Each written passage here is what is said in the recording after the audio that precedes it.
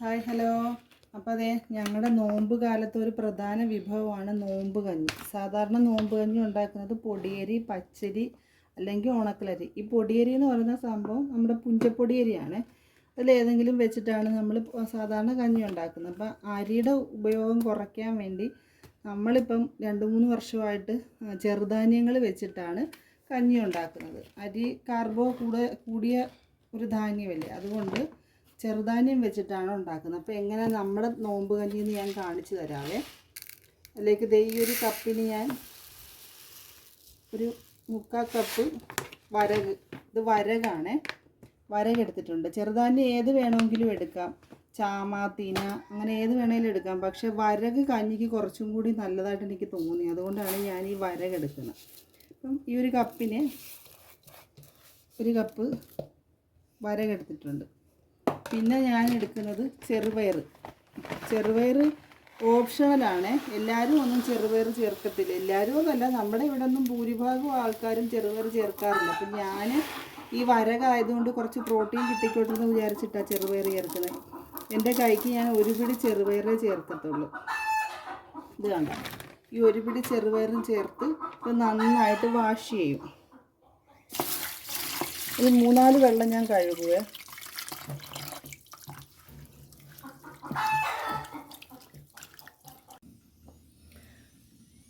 അപ്പോൾ അതേ, നമ്മൾ വിറകടുപ്പിലാണ് കഞ്ഞി വെക്കുന്നത്. വിറകടുപ്പിൽ മൺകലത്തിൽ ഉണ്ടോ. ഞാൻ ആദ്യം തന്നെ കുടിക്കാനുള്ള വെള്ളം 2 ദിവസം ഒരു 1-1.5 ഞാൻ വെള്ളം തിളപ്പിക്കത്തുള്ളൂ. തിളപ്പിക്കുമ്പോൾ അങ്ങ് 2-3 കലം വെള്ളം തിളപ്പിച്ച് വെച്ചേക്കും. 1 കലം വെള്ളം ആദ്യം തിളപ്പിച്ചിറക്കി, അത് കഴിഞ്ഞ് രണ്ടാമതൊരു കലം കൂടെ തിളപ്പിച്ചിറക്കി. ഇന്നലത്തെ കുറച്ച് മീൻകറി ഇരിപ്പുണ്ടായിരുന്നു, അത് ആദ്യമേ തിളപ്പിച്ച് വെച്ചാലേ അത് ചീത്തയായിപ്പോവും. മീൻകറി എന്ന് പറഞ്ഞാൽ കേരയുടെ തല മുളകിട്ട് വറ്റിച്ചതാണ്. അത് ഞാൻ ആദ്യം തിളപ്പിച്ച് വെച്ചിട്ടാണ് ഈ 2 കലം വെള്ളം തിളപ്പിച്ചത്. അത് കഴിഞ്ഞിട്ടാണ് കഞ്ഞിക്കുള്ള വെള്ളം അടുപ്പത്തിട്ടത്. അപ്പോൾ ചൂടായിട്ടുണ്ട്.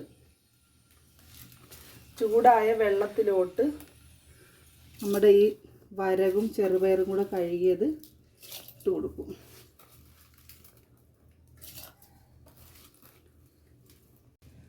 അത് ചെറുപയറും വരകും കഴുകി അടുപ്പത്തിട്ട് കഴിഞ്ഞാൽ പിന്നെ വേണ്ടത് ഉലുവ ആണ്. ഉലുവ ഞാനൊരു 3/4 ടീസ്പൂൺ എടുത്തിട്ടുണ്ട്. പിന്നെ വേണ്ടത് ആഷാളി എന്ന് പറയുന്ന സാധനം സൂപ്പർ മാർക്കറ്റിലൊക്കെ വാങ്ങിക്കാൻ കിട്ടും. മെയിൻലി ഇത് കിട്ടുന്നത് അങ്ങാടിക്കടയിലാണ്. ഇപ്പോൾ എല്ലാ കടകളിലും, സൂപ്പർ മാർക്കറ്റിലും പലചരക്കടകളിലും ഒക്കെ ഇത് വാങ്ങിക്കാൻ കിട്ടും കേട്ടോ. ആഷാളി അത് ഒരു ടീസ്പൂൺ ഇട്ടിട്ടുണ്ട്, ഫുള്ളിട്ട്. പിന്നെ വെളുത്തുള്ളി, ഇത് കണ്ടോ, വെളുത്തുള്ളി വലിയ ചുളയാണെന്നുണ്ടെങ്കിൽ ഒരെണ്ണം ചതച്ചിട്ടാൽ മതി. എനിക്ക് കഞ്ഞിക്കകത്ത് വെളുത്തുള്ളി ഇടുന്ന ഇഷ്ടമായതുകൊണ്ട് ഞാൻ ഒരു ചെറിയ ചുള 5 എണ്ണം ഇട്ടിട്ടുണ്ട്.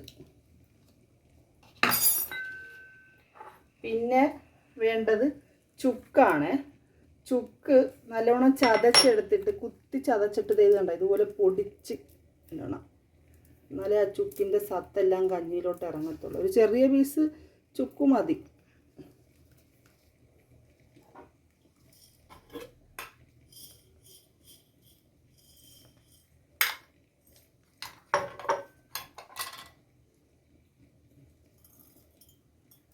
പിന്നെ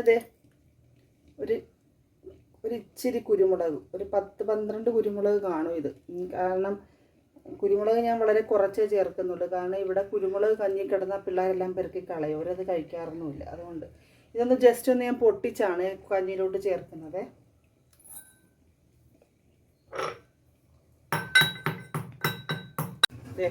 കുരുമുളക് പൊട്ടിച്ചെടുത്തിട്ടുണ്ട്, അത് കഞ്ഞിയിലോട്ട് ഇടുക. ഇനി ഇത് നന്നായിട്ട് തവി കൊണ്ട് ഇളക്കി മിക്സ് ആക്കണം.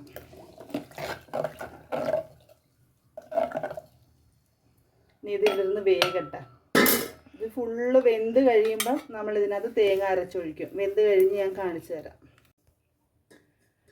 അപ്പം നമ്മുടെ കഞ്ഞി നല്ലോണം വെന്ത്, ഇത് കണ്ട നല്ല സെറ്റായിട്ടുണ്ട്.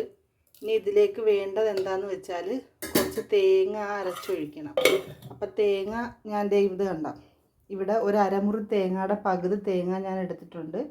പിന്നെ ഒരു 3 ചുള വെളുത്തുള്ളി, ഉണ്ട്, ഒരു 1/2 ടീസ്പൂൺ നല്ല ജീരകം ഇത്ര എടുത്തിട്ടുണ്ട്.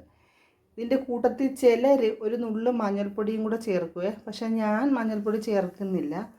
ഞങ്ങളുടെ വീട്ടിലും ഞങ്ങളുടെ നാട്ടിലുമൊക്കെ പള്ളികളിലും ഒന്നും മഞ്ഞൾപ്പൊടി ചേർത്ത് ഞാൻ കണ്ടിട്ടില്ല. അതുകൊണ്ട് ഞാനിവിടെ മഞ്ഞൾപ്പൊടി ചേർക്കുന്നില്ല. അപ്പോൾ നമുക്ക് നല്ലോണം അരച്ച് ഇതിനകത്ത് ഒഴിക്കാം. അപ്പോൾ അതേ കഞ്ഞിയെ ഞാൻ ചെറിയ അടുപ്പിലോട്ട് മാറ്റിയിട്ടുണ്ട്. എന്താണെന്ന് പറഞ്ഞാൽ ഈ തേങ്ങ അരച്ചൊഴിച്ച് കഴിഞ്ഞാൽ പിന്നെ ഇത് തിളയ്ക്കാൻ പാടില്ല, ഒന്ന് ചൂടായാൽ മതിയാവും. അതുകൊണ്ട് ഞാനതിന് കടയടുപ്പിലോട്ട് മാറ്റി. കണ്ട വലിയ അടുപ്പിൽ നല്ല തീയുണ്ട്. അപ്പോൾ ഇപ്പുറത്തെ അടുപ്പിലിരുന്ന വെള്ളം തിളച്ച് കിട്ടണമല്ലോ. അതുകൊണ്ട് ഞാനതിനെ തിളയ്ക്കാൻ വെച്ചിട്ട് കഞ്ഞി ഇങ്ങോട്ട് മാറ്റിയിരിക്കും. അപ്പോൾ അരപ്പ് നമുക്ക് അരച്ചൊഴിക്കാം. അരച്ചത് നമുക്ക് ഒഴിക്കാം. കണ്ട ഒഴിച്ചിട്ട് ഈ ജാറ് കഴുകിയ വെള്ളം മസ്റ്റാണ്. അപ്പം ജാറിൽ ഒന്ന് കഴുകിക്കോട്ടെ. അപ്പോൾ അതെ ജാറ് കഴുകിയ വെള്ളം കൂടി ഒഴിച്ച് നല്ലോണം ഇളക്കുക. എന്നിട്ട് കുറച്ച് ഉപ്പും കൂടി ഇട്ട് കൊടുക്കണം, ആവശ്യത്തിനുള്ള ഉപ്പ്. അതുകൂടി ഇട്ട് കഴിഞ്ഞാൽ നമ്മുടെ കഞ്ഞിയുടെ പ്രോസസ്സ്, കഞ്ഞി വയ്ക്കുക എന്നുള്ള ഈ പ്രോസസ്സ് റെഡി ആയിട്ടുണ്ട്. അപ്പം പിന്നെ ഒരു കാര്യം പറയാനുള്ളത്, ഞാൻ ഇതിനകത്ത് ചെറുപയർ ചേർക്കുന്നത് കാണിച്ചല്ലോ. നമ്മുടെ ഈ വരകരിക്ക് വേവ് കുറവാണ്. അപ്പം നിങ്ങൾ ഒരുമിച്ചിട്ട് വേവിക്കുകയാണെന്നുണ്ടെങ്കിൽ ദേ ഉപ്പിടുക.